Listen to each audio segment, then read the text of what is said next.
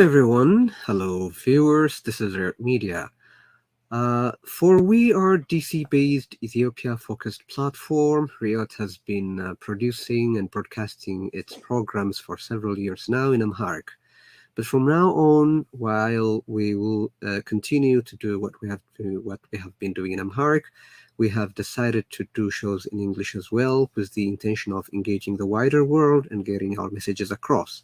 Thank you all for your relentless support. It is you, our viewers, who made it possible to keep Riot Media up and running.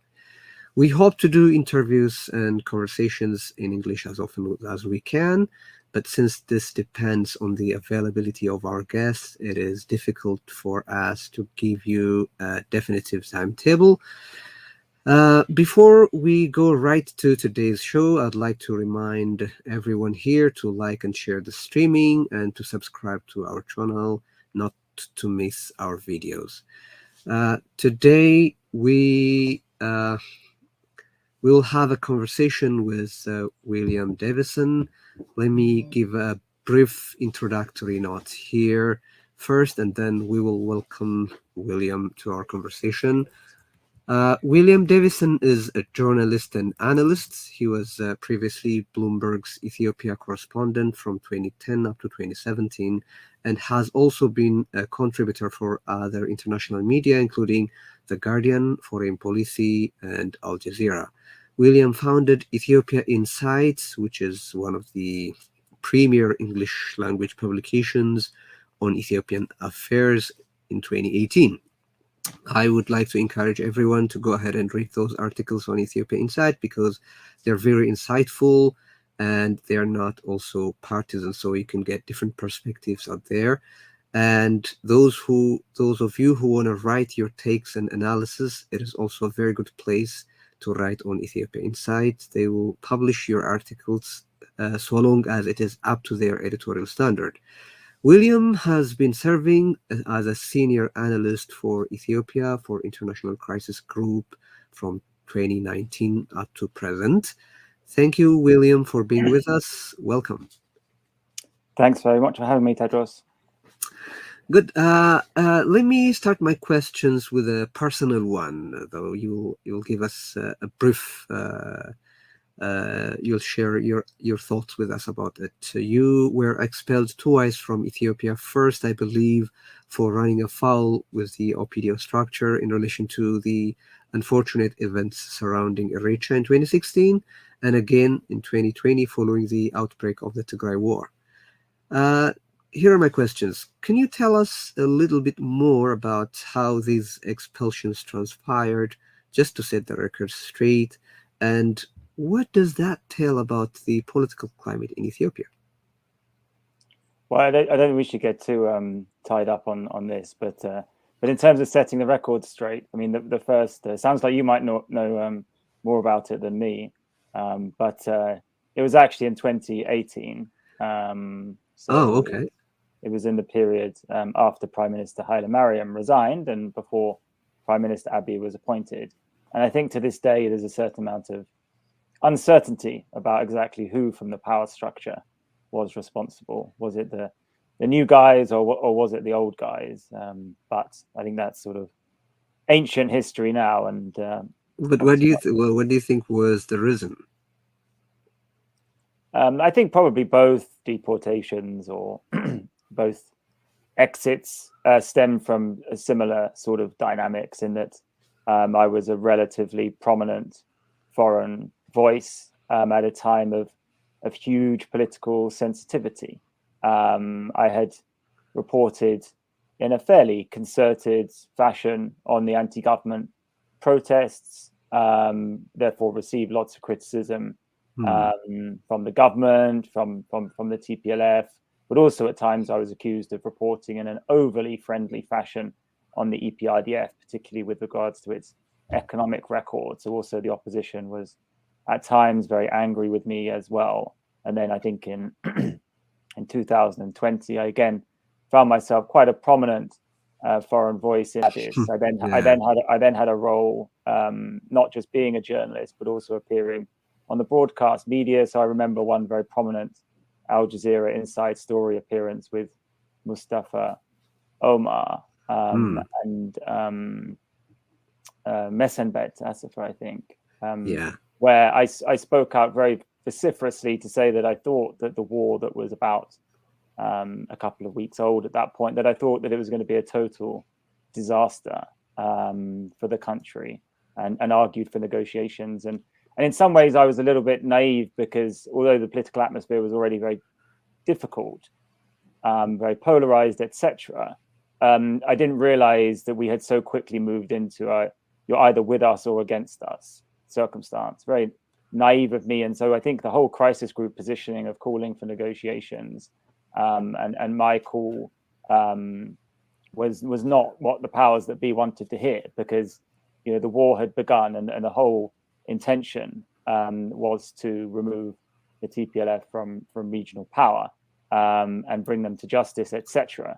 And any voices calling for any sort of compromising, conciliatory, negotiated stance simply were not welcome. So I think that, combined with whatever perceptions people had of my work otherwise, probably combined to lead to the deportation. We should note that the deportation was done on the technical irregularity that there was a problem with my work permit process, not a fault of myself or my organization, but there was a administrative error, let's say, in terms of the work permit application. I think that was the formal reason for the withdrawal of the work permit. But has not that been the case in Ethiopia for a long time? I mean, it is very hard, I believe, to speak your mind and report freely in Ethiopia, and be allowed to do what you got to do. Isn't that so for a long time? Yeah, it's always a bit of a game, really. I think if you go and do your job in a totally committed way, and a totally full-throated way, then you might find yourself in trouble, falling afoul of the authorities. So I think there's always a bit of a game in terms of how hard do you push, what stories do you pursue, how do you frame certain things, to what extent do you seek permission for your activities? Because of course, if you seek permission, you encounter bureaucratic obstacles. But if you don't get the permission, then you're liable to be detained for your activities. So it's always a bit of a cat and mouse game with the authorities.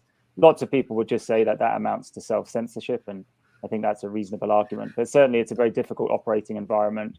But obviously for Ethiopian journalists, this amounts to irregular imprisonment. For foreign journalists, generally it amounts to very brief detentions, and then if you really annoy people, to deportation and the stripping of your license. Well, last question in this respect. What is it that you think you lose, reporting about Ethiopia from Nairobi or elsewhere?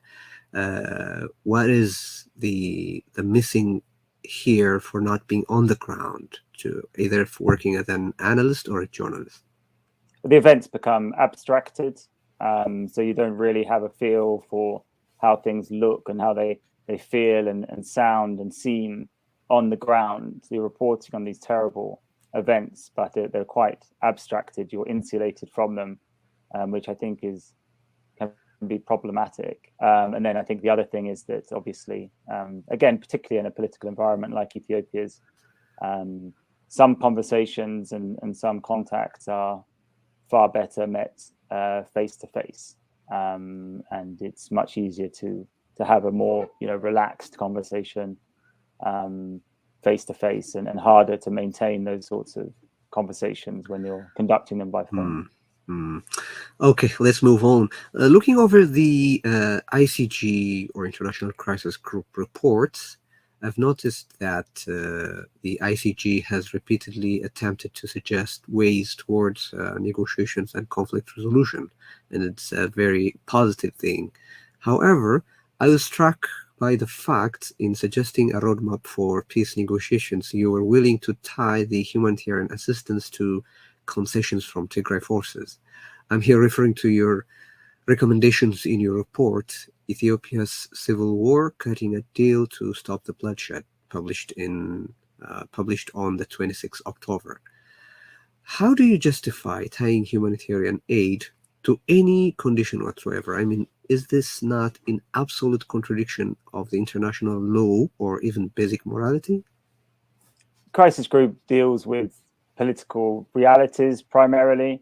I think when it comes to our recommendations, there's a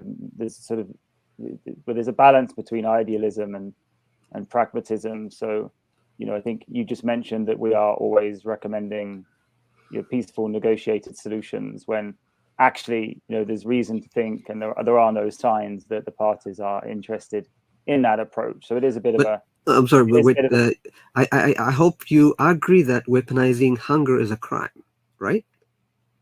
Yes, absolutely. No, I mean, okay. Why do you have to reward it? I'm just trying to explain the context of the positioning. Okay. What I was trying to explain is that there's a balance between idealism and pragmatism in all of crisis groups' recommendations. So the point I was making is that even when war is ongoing and the parties are not showing interest in peace, we will always recommend peaceful negotiations as a way out. So that's idealism. But I think when it comes to, say, crisis groups' willingness to talk to all parties, to try and speak to all parties in a conflict, in its publications, you can see a very pragmatic approach there. And I think it's the pragmatism that comes into this issue of humanitarian access. I think we have mostly tried to be clear that the provision of humanitarian aid during a conflict is a legal obligation for the government. But then if we look at the realities of the conflict situation, you will be well aware that one of the Tigray leadership's justifications for the offensive since July has been to overcome what they call a siege and what the international community tends to call a de facto blockade upon Tigray. I think that should tell you something, right? So if the siege is removed, or if the de facto blockade is removed, then that therefore removes one of the motivations given by the Tigray leadership for the fighting.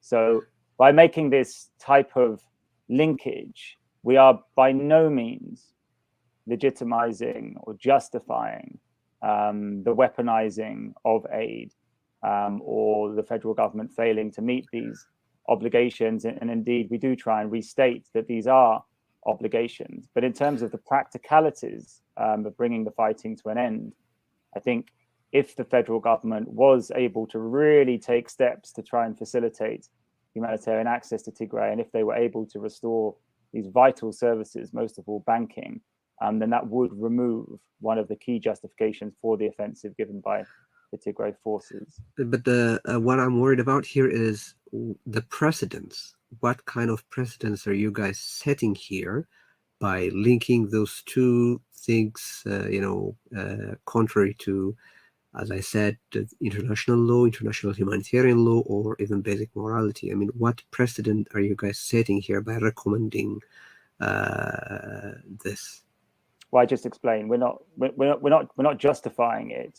But it's just it's there on the report. It's just there. I just quoted. I read the report and the impression, or even the meaning. Yeah, I just explained it. Maybe you should. I should ask you a question. If the Tigray government has given overcoming the siege as a reason for the offensive, isn't it therefore logical to ask the federal government to take steps to undo the siege if the objective is to stop the fighting? But it has to be treated separately, I think, because well, why can you? I tried to answer your question directly. Maybe you can answer my question directly. Okay, I'm answering it. It shouldn't be tied to any political negotiation or other things. The humanitarian, addressing humanitarian crisis shouldn't be tied in any way or form to any political end or goal. That's what I'm trying to say. And it's that I got that impression when I read your report, that it seems it's just tied to that concession from Tigray force. That's why I asked this question. In terms of the practical political realities, crisis groups' recommendations are geared towards trying to stop or reduce deadly violence. So in terms of linking it or making it part of the negotiations. I think it's clear, where those objections are coming from.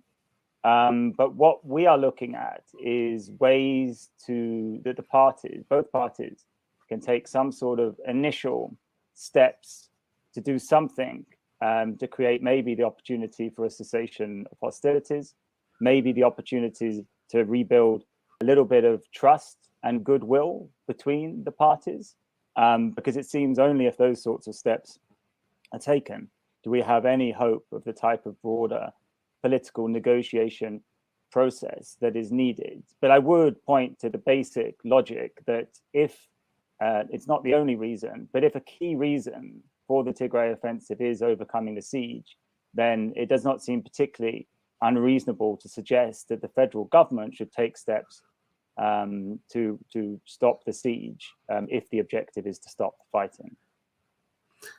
Okay, we'll discuss this some other time because we have to move on to other questions too. Why do you think the international community, if you agree with my assertion, of course, why do you think the international community continues to misjudge or misconstrue Ethiopia to such an extent? I mean, what is it that the world is missing in this regard? I will give you two two reasons for my assertion. The first is, I think the world has got, especially the US and the European countries, got Abiy Ahmed completely wrong. And I'm saying this because I know the US has played a huge role in bringing Abiy Ahmed to power, even though the protests in the country have also, can also take their fair share. But I heard that it was Yamamoto's project to bring Abiy Ahmed to power. So what went wrong there? What do you think? The mistaken assessment, why did the US get it that wrong about Abiy Ahmed? Because they have demonstrated this many times. The senators, the congressmen, ambassadors, and even the administration of US government. So one thing. The second, knowing what we know now, it appears that the Nobel Committee has awarded its Peace Prize to a joint military pact of Abiy Ahmed and Isaias Afwerki. So how could they show quite the opposite image of who Abiy Ahmed really is? Well, I mean, first of all, I think that probably the US, Yamamoto, whoever, probably were looking for, some sort of alternative, quote unquote, reformist candidate from within the EPRDF. I'm sure they favored an Oromo candidate from the OPDO, given the protests in Oromia.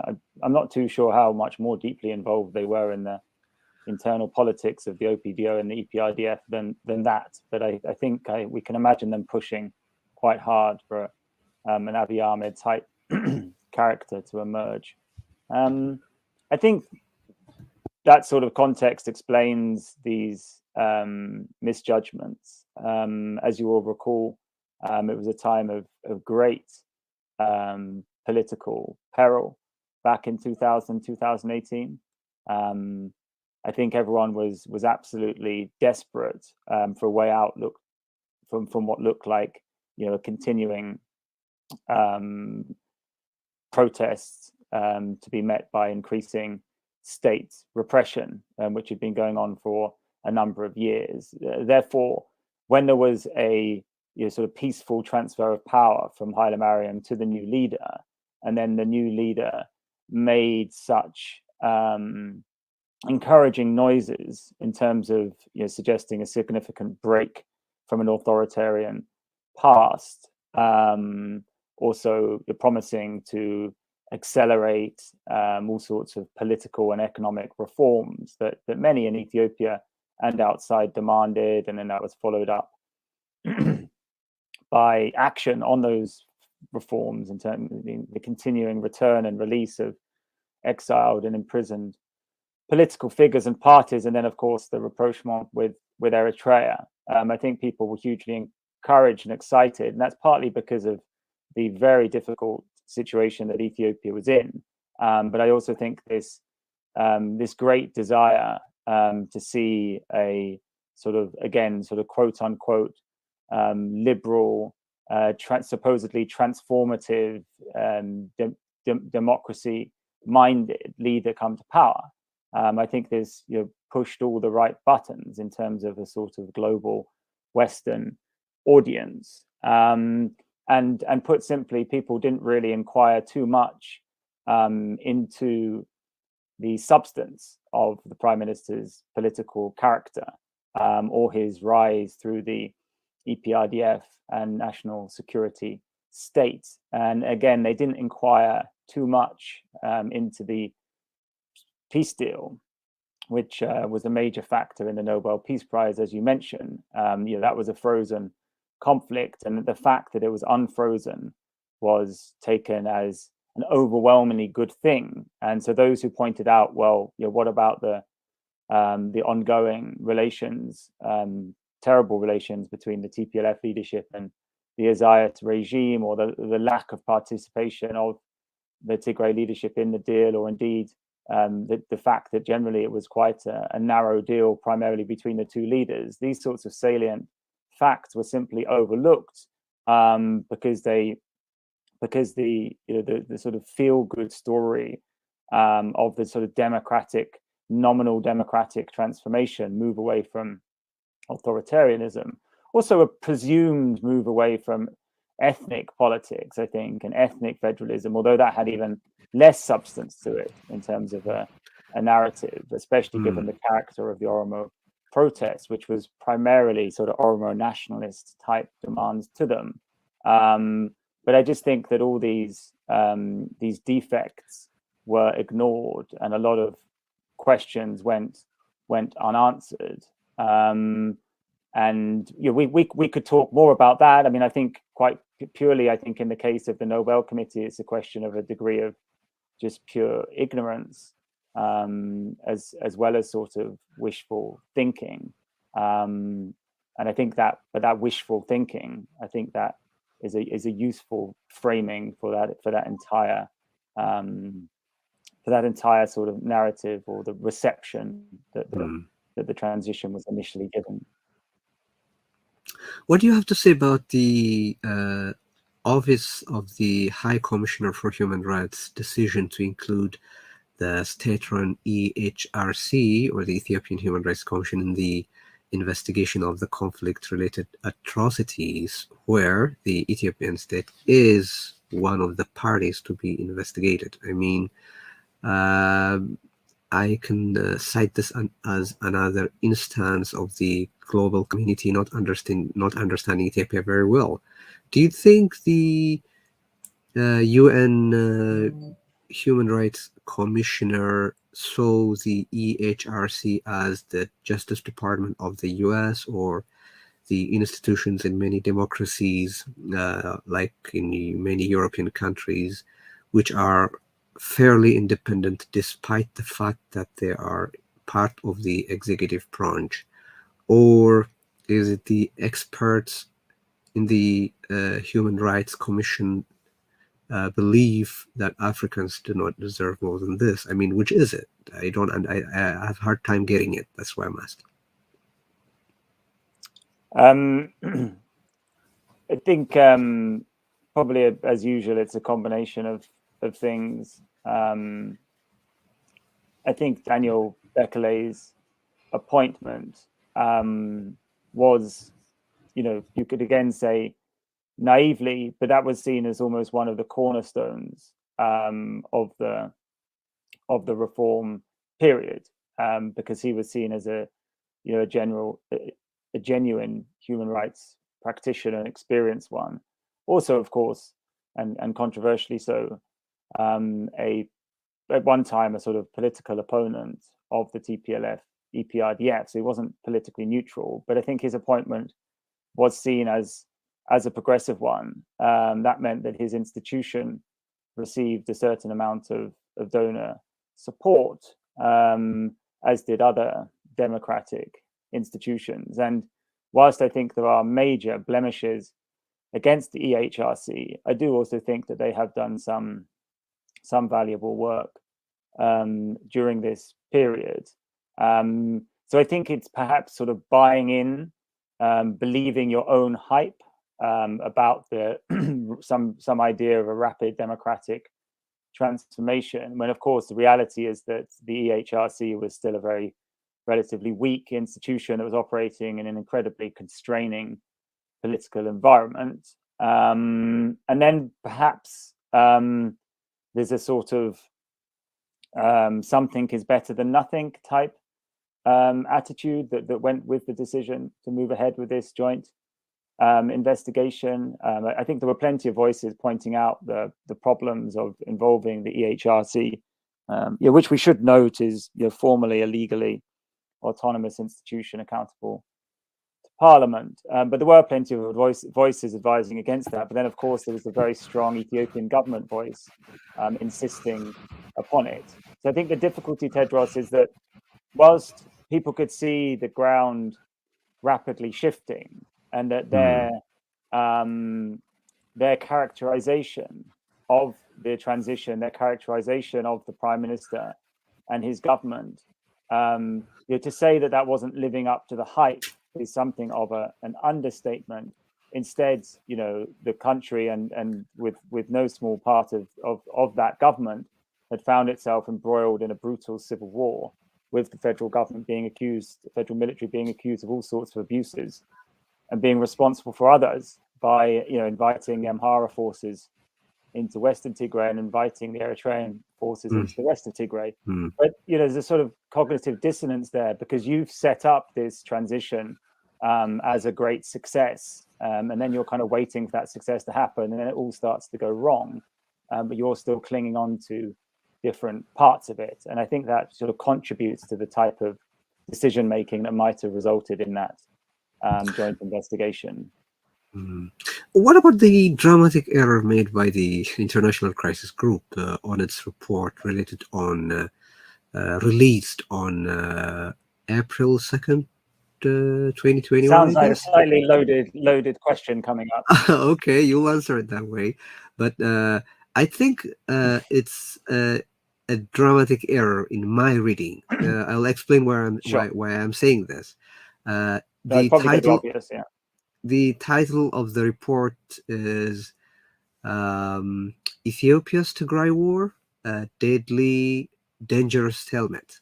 So I'll quote from the report just a sentence which I'm focusing on. It says, the Tigray Defense Force have zero chance, mind you. The Tigray Defense Force have zero chance of re-establishing control over Tigray, given the resources, especially manpower, at Addis Abeba's and Asmara's disposal, in of quote. So you guys, ICG got it dead wrong, right? Yeah, I think so. I think that sort of language is fairly unusual for us. I normally try and avoid that type of language whenever you're doing any kind of sort of predictive analysis, right? We're dealing with incredibly complex events. It's a complete fallacy to think that we can predict what's going to happen in terms of these complex processes, what's going to happen in the future. So I think zero chance absolutist language is always a mistake. But the use of that language obviously reflects a certain analysis, and that analysis was pretty obvious, I think, which was that it seemed that, as stated, that whilst we could expect a growing insurgency, that insurgency wouldn't have the ability, and that the Eritrean and Ethiopian militaries and their allies would remain committed enough to their military operation to prevent such a rapid resurgence of the Tigray forces. But that's not the only error that we've made. I think that I didn't see the very quick removal of the TPLF government from regional power within a month as a likelihood. I knew that there would be, I thought I knew there would be considerable resilience in terms of, an insurgency and armed resistance, but I didn't think that they would lose the the conventional war so quickly. As you've kindly highlighted, we also didn't predict the federal exit in June and the TPLF government taking back over Tigray's government. And then, of course, recently, the momentum seemed to be so solidly in favor of the Tigray forces that I did not expect to see this quite significant so-called strategic withdrawal that we've seen over the past few weeks. Let me follow up on that. The ICG statement released on 10th of December, it is stated that battlefield dynamics now indicate a drawn-out war. And here are my questions. In light of the disastrously wrong prediction delivered by the ICG, which we have mentioned it earlier, how reliable is this estimation, and what were, the errors that led to the previous mistaken assessment, and how confident are you this time? I think it's worth noting that our position, and that I personally was under quite a lot of pressure in November and December when there was the rapid loss of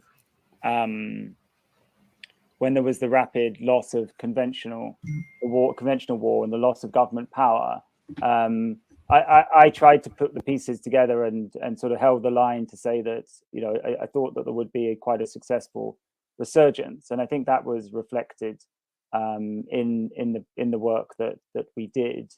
I think it's fair enough to pick out that section that we thought there was zero chance of such a collapse in the federal operation in Tigray. But again, I think what we were sketching out was the strength and resilience of the Tigrayan armed resistance. So just to point out that whilst definitely some errors of forecasting have been made, there's also been some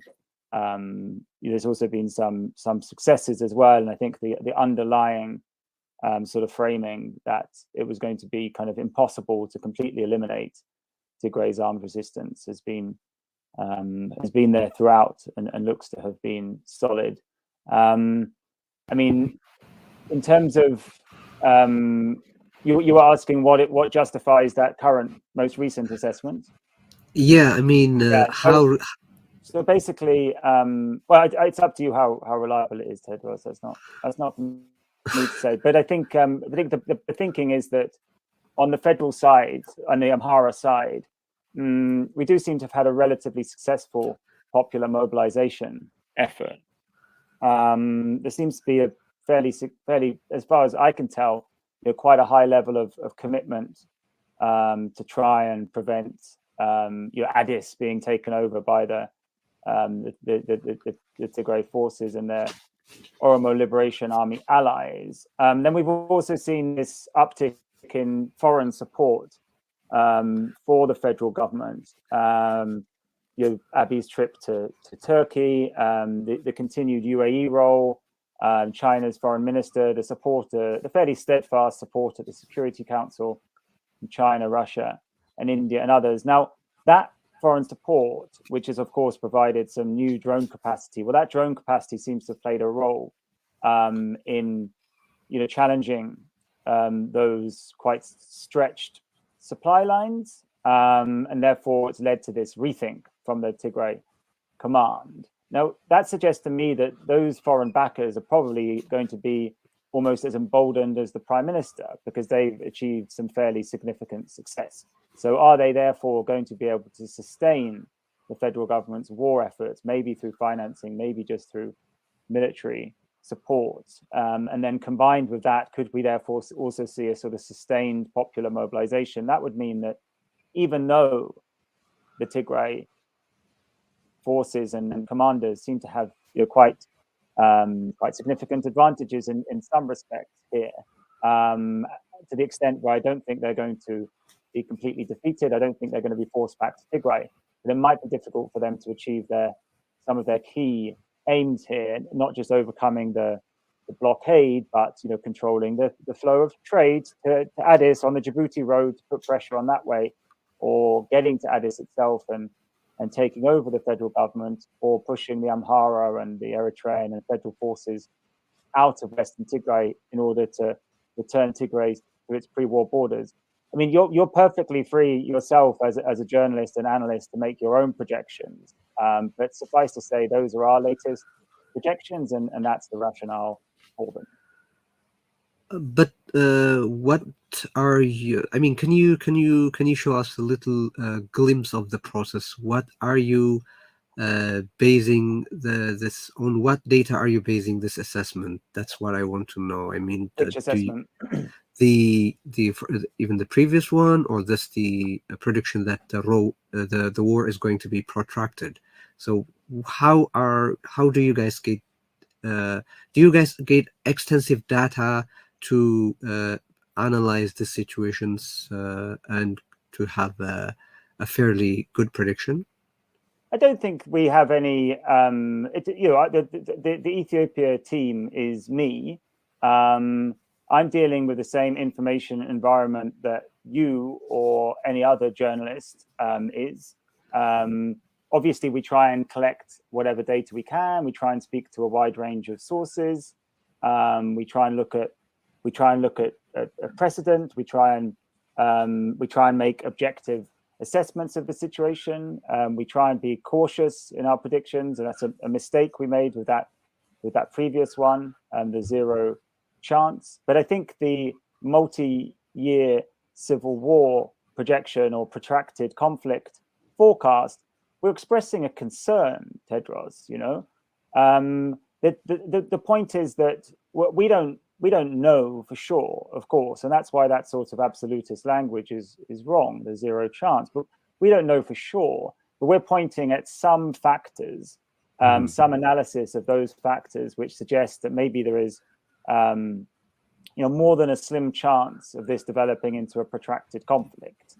And if the parties are locked into positions which is taking the country down a protracted conflict, we think that would be a disaster. And that's why we are raising the alarm about it and suggesting ways to avoid it. It's, this is politics, Tewodros, I'm just a political analyst. This isn't science. Even science can be, imperfect and inexact. We're not making any claims. I mean, you will notice that we're not engaged in the sort of political predictions where we really try and quantify the chances of different outcomes.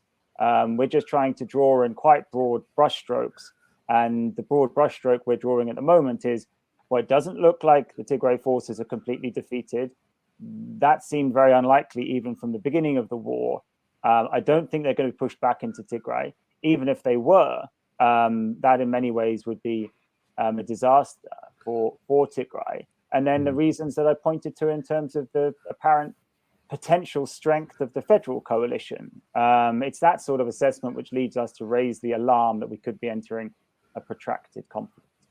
Why is the world so reluctant to do enough to prevent the humanitarian catastrophe, though? I mean, I know they have been, the US and the European countries have been providing in millions of dollars for aid, and they are pledging to do more. But other than that, why is the international organizations and global leaders failing to prevent gross violation of international human rights and humanitarian laws?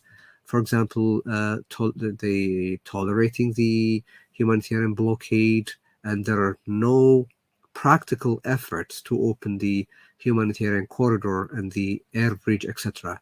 Again, why is the international community so reluctant? I mean, I think it comes down to two things, right? It's they're working, or they're essentially working through Addis. They're working through the federal government, and the federal government is part of the problem. And then if they wanted to do something else in terms of cross-border operations, that would need a Security Council resolution. And of course, there's considerable support for the federal government at the Security Council. In relation to the ongoing civil war, this is a I related mean, question. do you have some suggestions about what you would like, because I I had mean, I would like to see, this is a humanitarian crisis, millions Mhm. are starving to death, and I would expect even a military intervention to open the humanitarian corridor. It's A not military just that they intervention have by whom? by whoever it claims to be, with the power to do it. For example, the U.S. or its allies. I'm not talking here to, I'm not asking or I'm not expecting them to put their thumb on the scale of the power balance. I'm just talking about the humanitarian side, and I believe on the basis of international humanitarian law it is the responsibility of the international community to prevent millions from dying, out of starvation. But Well, we I are, think, yeah, I mean, I think, as mentioned, there's UN Security Council split as almost always on these issues, right? And I think that's certainly anything that has sort of geopolitical relevance. So that sort of prevents the sort of international mandate that you need. And then in terms of, to think a bit more broadly, I mean, obviously for years, the Ethiopian government has remained tightly in control of UN and NGO operations, whether that's under the EPIDF or under this Mhm. government. So they've really set things up so that they are very much in control. And then also in terms of the way that the government has sort of sold this war, we talked about the huge amount of political capital that the federal government had at the beginning of the war, although it had been spending it pretty quickly over the previous year or so with the deterioration. But essentially, the international community was not set up to take the sort of assertive action that you're talking about to achieve these humanitarian goals. And now, as we've moved into the latest phase, as the essentially Western pressure has ramped up on the government because of the failure, the continuation of the conflict, because of the human rights abuses, because of the denial of humanitarian access, then we've seen this quite concerted campaign against the US and against Western interests more broadly from the Ethiopian government, partly as an effort to forestall any prospect of greater intervention here. That's led to the US even holding off on some of the sanctions plans it has and really taking very piecemeal measures. So I think we are seeing the sort of realities of the global system, and those realities do not align with the international community taking meaningful direct action in line with humanitarian principles. I mean, I know it's tragic, and I know it's incredibly unsatisfactory, but that unfortunately is the reality of the situation. Let's come to the geopolitical matters of the region. I'll have some questions in that regard. And what is it that the UAE, Iran, Turkey, or even you can add China to that list, what are they trying to achieve by supporting, by supplying weaponry or by supporting the Abiy Ahmed's regime? And more importantly, why are these countries that are generally at odds with one another seemingly united in this instance? It's a mystery to me in a way. In another way, it's incredibly straightforward. Again, one of the realities of the situation we have here is that there's very few international actors who do not classify the current government as the elected constitutional government of Ethiopia. So I think that is something which is clung to fairly dearly by some of these states. And then in addition to that, there's more just a kind of concept of power and a sort of generally sort of the pro state. This is not my words. I'm expressing their thinking. Just a sort of pro state, anti-rebel thinking. So when they look at the situation in Ethiopia, maybe in recent months they've seen a binary outcomes. They've seen a rebel takeover, or they've seen the maintaining of constitutional governments. And I just think this is probably the type of pretty simplistic analysis that's going on.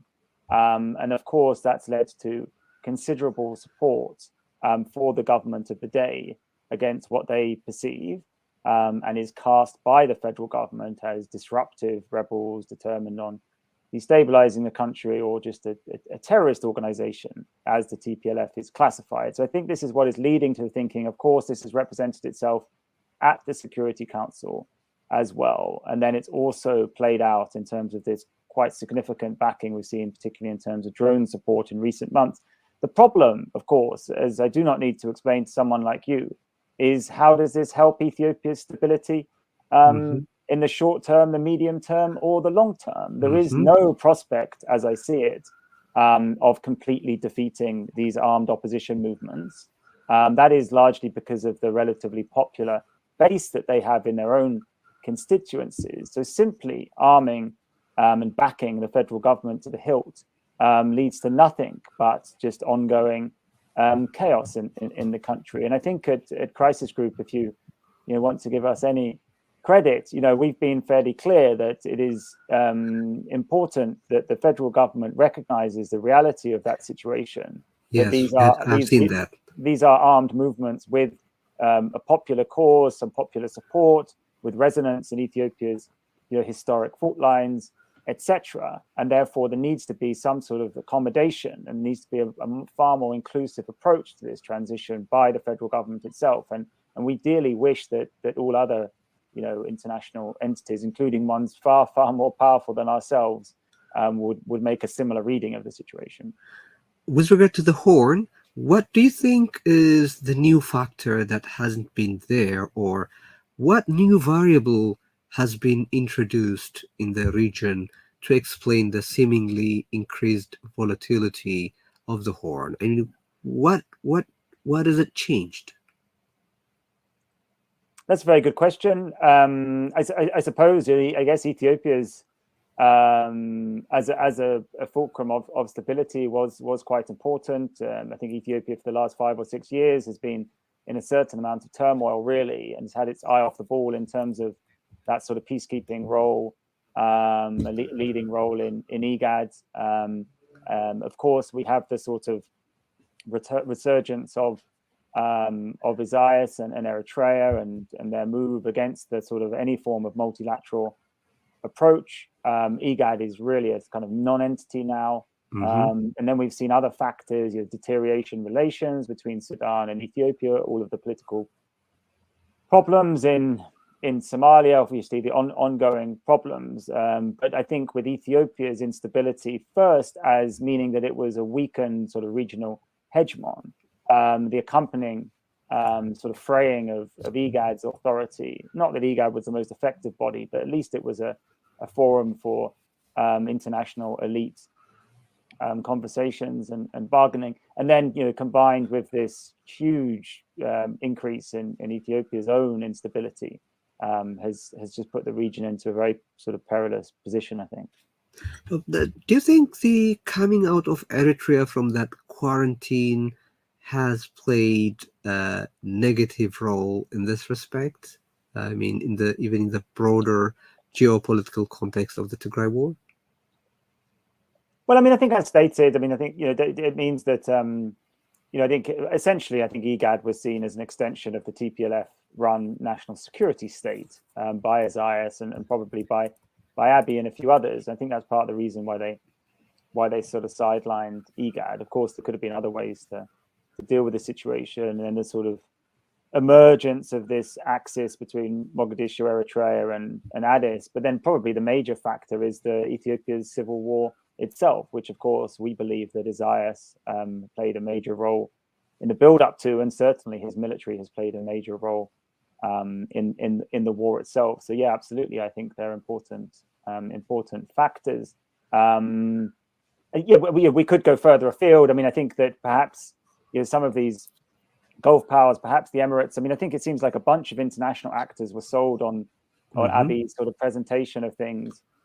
You can sort of imagine a quick PowerPoint, can't you, about how he was going to finish this war in 3 or 5 days, and then sort of peace and stability and love would flow across the Horn with the TPLF removed from power. I mean, I think that was what was sold to the Gulf, and Isaias had a role in that as well. But of course, that was a fallacy, if not a fantasy. And instead, we just see just carnage in Tigray and now the rest of northern Ethiopia ever since.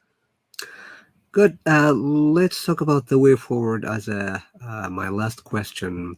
How do you see events unfolding in the short, medium, and long term with regard to Ethiopia? And what do you think should be done for the country to come out of this quagmire? I know it's a very broad and it needs a very detailed answer, but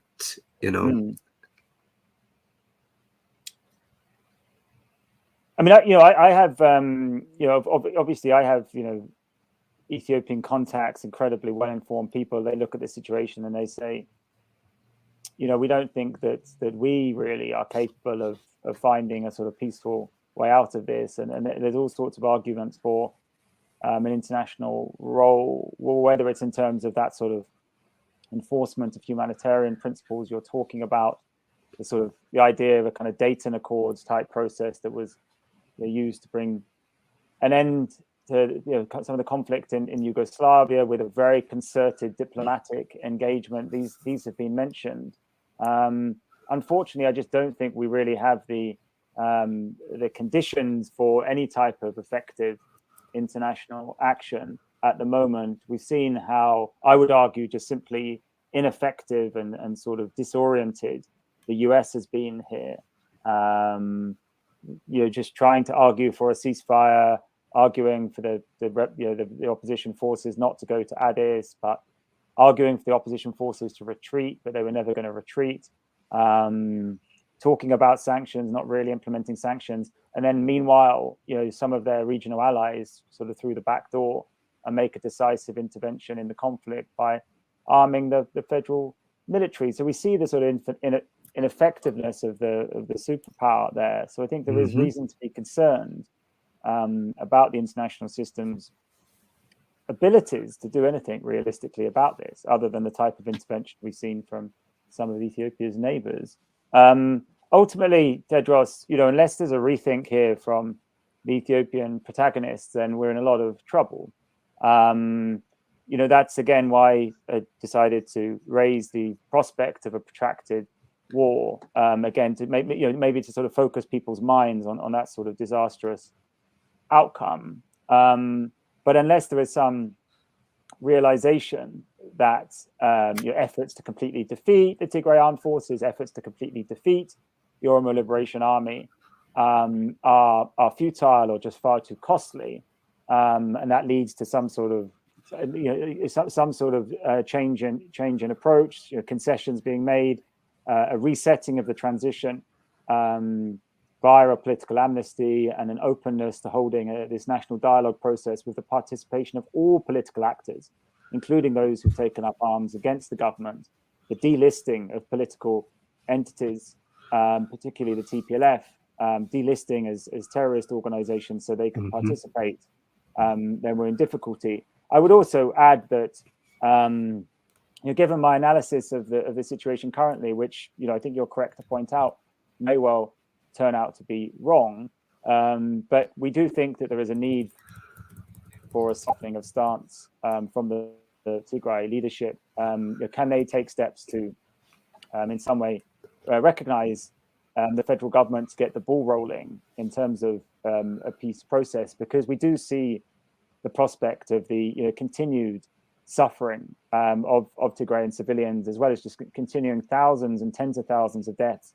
on the battlefield if this war plays out as it does. I mean, at the moment, I see the likely course of the war, that the Tigray commanders position their forces into strong positions in rural areas in northern Amhara, and then they kill as many new ENDF and Amhara militia recruits as possible. But I'm not quite sure what the game plan is after that. Again, I might prove to be wrong, but that sort of prospect suggests that a new approach needs to be taken here. So can we see a political amnesty? Can we see the two parties recognizing each other so that they can at least think about sitting around the table together? Obviously, we need that obligatory action taken on humanitarian action and restoring services to Tigray. This will still leave us with incredibly difficult issues in terms of the future of Tigray within the federation or outside. This very thorny issue of Western Tigray, thorny in the sense that the Amhara claims are now quite mature, and they will be very unwilling to give up on what they've gained. And even if they are pushed out of it, there will be efforts to, as they see it, reclaim it themselves. And that sets up the prospect of years instability. So unfortunately, I don't hold out much hope for the international community here. It does seem possible that international actors could play a less destructive role. But really what needs to happen is for the Ethiopian protagonists to realize and accept the disastrous trajectory they're taking the country on, and then to take appropriate steps to move the country off it. Thank you so much, William. These were all I have for today. Thank you again for your time and for your analysis, and you shared your take with us, and we really appreciate that. Even though I tried to point out some of the errors on your predictions, I also want to mention that the ICG is also playing a very positive role in suggesting and recommending a very good ideas to how the country can come out of this problem. So I want to commend you on that. Thank you so much for today. Well, thank you so much for the interview. And I think it's really important that actors like myself and Crisis Group are interrogated on their analysis and also picked up on their faulty predictions. I think that's really important in terms of sort of scrutiny and accountability and that type of thing. And I hope I've been able to give you and your audience some understanding of why those mistakes were made, or why we adopted the positions that we've adopted. Dear viewers, thank you for being with us. Have a great time.